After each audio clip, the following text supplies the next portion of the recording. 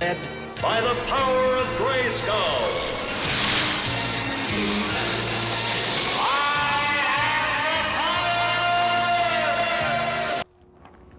Hello, this is just a quick review for Rage 2. It was on discount and I think I picked it up for less than £3, or might have been less than £4. I think it was either £2 something or £3 something, so it was like really cheap. I haven't played Rage 1, so I didn't know what to expect really. But I know it's by Bethesda, which is one of my favourite game studios, obviously with Skyrim and what's the other one? Skyrim and there's that Starlink. What's it? Starlight or something on the Xbox, but I've got a PS5. What's the other one, man? It's Skyrim and the other famous Bethesda game, Fallout. That's what I couldn't think of.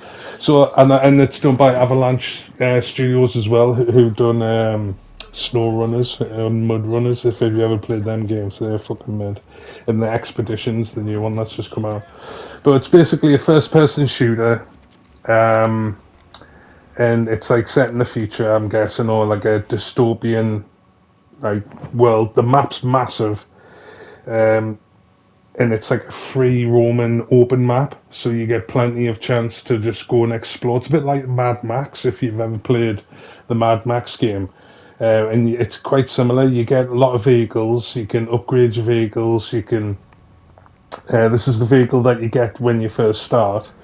It's called the Phoenix, and you basically just go around the map and you just basically clear out these ports. There's like sentry towers like that where you've got to clear out, and there's also like fuel stations where all the other gangs, and I forgot what they're called now, but they're like gangs. It's like Mad Max. Like I said, it's like a wasteland, and you've got to go around looting, and it tells you like it'll like tell you at the top there the storage container 0 out of 3, and you collect all them, and you just basically tick everything off. It's a bit of a grind fest. You've also got that power suit, because at the beginning it takes you through like obviously the opening gameplay bit, and you unlock a suit. You see that guy who was on at the beginning of the footage, he was on top of that monster shooting it in the head. Well, he dies and you take his like power suit, and then you've got that ability when you hold L1, you can like repair your vehicle with it. You can open what are called arcs, where it's like like a forgotten technology. You can like open them, and they teach you upgrades. But in true form, like Bethesda games, you've got to go around looting everything, collecting everything. You can pick up a lot of things, so you're just constantly picking stuff up. Also, you get like loads of weapons. I only unlocked 3 so far. I've only been playing the game a couple hours. You got a pistol you start off with. You get this gun that I've got now, which is like a automatic rifle, and then you get a shotgun after your first mission. And like each weapon has loads of upgradable parts on it, and you can change the skins on the weapons as well. And back to that power, like the arm, the glove that you've got, when you hold L1, that's when it like repairs stuff and opens doors and that. And then if you press like L1 and square, you do like a force push, and you can like blast the enemy's armor off them and send them flying back. So some are like armored up, and you can like shoot them after you've blasted the armor off. It'll kill them quicker. You get like a dash left or right, so you can dash out of the way of oncoming missiles and stuff. And I unlocked like a double jump. It's like an anti-gravity jump, so like you jump and then you press and hold it. So like X, but you hold the second X, and you go slightly higher. So if you're trying to jump over a gap, if you hold it down, you'll go a little bit further than just tapping it. But it's like I said, it's a bit like Mad Max, where you get to just explore. You've got to really check everything out, look for everything. There's loads of guys that you've got to shoot. Um, and I think I just wasn't in the right headspace when I was playing it because, I'm playing through The Witcher 3 again. So I'm not really in the mood for this game at the moment. I mean, even though I bought it, I thought I'll just try it out, and I've got it on my library now, so I can just keep downloading it anytime I want to get back into it. But if you like first-person shooters, then you'll definitely enjoy this. But it's one of those games where you've just got to go around exploring and looking for everything. When you press L1 like that and he goes like that with his hand, it shows you like where people are. So it's sort of like an infrared camera where you can see the heat signatures of the people. So it's a good way to check around the area if you want to see if there's any enemies there. You can just do a quick scan with your hand, and it'll show you any enemies. Some enemies are human, some enemies are alien. Because at the beginning, when you're doing the little playthrough at the beginning, it shows you like the alien creatures that you're fighting against, and they're in like exosuits, so they're harder to kill. But this is like what I mean by it's like Mad Max. You just get a chance. I mean, I put the marker, the waypoint. That's why those pink arrows are there, because I've put a waypoint on the map showing us where to go. But they're not always there. I mean, you've got to put them there. The vehicle's quite easy to handle. It's just L2, R2 to stop and go. You've got circle as a handbrake, X as a boost, and you've got L1 is your gun to shoot. And if you press and hold R1, then it brings up like a weapon wheel where you can choose the missiles, Gatling gun. You can choose all these different weapons. Like I say, it's very upgradable. You get a load of upgradable abilities, like I said, with your double jump and your force push and everything. You get loads of abilities on your gun.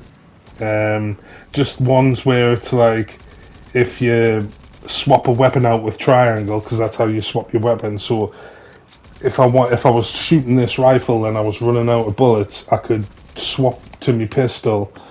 And one of the upgrades is where then if I shoot the pistol and I want to swap back to the rifle, at the moment I would have to reload it, but with this upgrade, every time you swap a weapon out, it'll automatically refill it up. So you never have to like keep reloading as long as you're swapping your weapon out and stuff like that. You get bigger ammo capacity and shit like that. It's just bog standard stuff really, because it is from quite a while ago, this game. It's not like a brand new game or anything. Oh, that reminds us, when you get like a lot of combos with kills, you unlock like a rage ability where you press L1 and R1 and you go like, not invincible, but every time you kill somebody it fills your health up, so it's like you can go on a frenzy, and you're harder to kill, and it builds up every time you get a combo. But it's just basic shooting games. I used to love first-person games when I was a bit younger, but I've went off them because I've played them so much. I prefer like third-person, over-the-shoulder kind of games. Hence why I love Skyrim and Fallout, because you've got the option to switch between both views. And it gets like, for me, I like the idea how you can customize your vehicles, and that reminds us, you get loads of different options for vehicles as well. Like, once you get started on the story mode, you meet these characters who give you like projects, and if you complete all the different points of the project, then it unlocks like junk and vehicle parts. So then you can build your own vehicles that like you get the blueprints to build the vehicles, and you can then like ride around in some crazy vehicles. Like, I was looking on YouTube at some of the vehicles that you can get, and it's like I said, it's like Mad Max kind of vehicles that you get, like crazy concoctions, like massive monster trucks, and like like Frankenstein kind of vehicles, where it's like a bit of a couple of vehicles all like bodged together. But it's a massive open map, like huge. You've got loads of different areas to explore. There's like different bosses and stuff. Like, on the mission I've done, you go to this underground cafe, like, and It's where all the traders and all the vendors and everything are. Um, and you can like trade and buy things. You can sell a lot of the junk that you find. I think this was the first mission I was doing properly, where I had to go into the sewers and eradicate all the enemies down here, and I had to power up this generator thing. But the game isn't that bad. I mean, the graphics are good, the gameplay is good, but for me, it was a bit repetitive, like just grindy. But that doesn't take away anything from the game. But if you like the look of it, go look on the store because it's really cheap at the moment. But that's it, really. So yeah, see you later.